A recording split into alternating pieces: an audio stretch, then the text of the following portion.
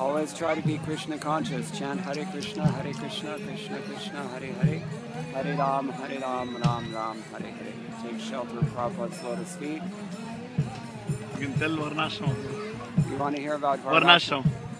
In the Vishnu Purana, there is a question asked to Aurdhava Muni by Sagar Maharaj. Yes. He asks that how can we bring ordinary people to the platform of pure devotional service? It's a concern that all of us share in the International Society for Krishna Consciousness. We all want to bring people to pure devotional service.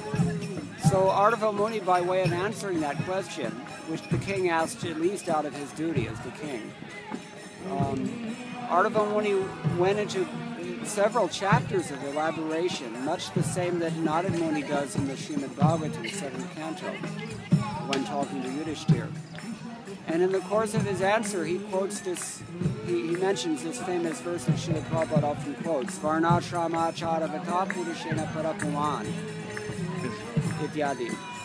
So it's a very important thing, and we need to understand that there are many chapters elaborating on why that's important and how it's important.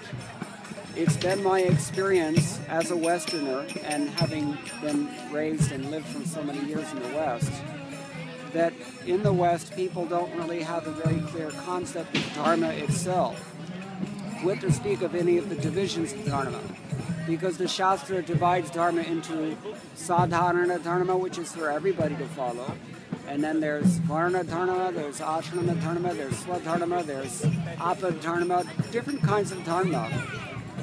But if we don't have a sense of what dharma is to begin with, then none of the categories of it make a lot of sense. Yes. And so I think we need to emphasize that there are, to use a big Latin word, teleological aspects to dharma. That is to say, scientific or metaphysical, philosophical aspects of the word dharma that we need to understand.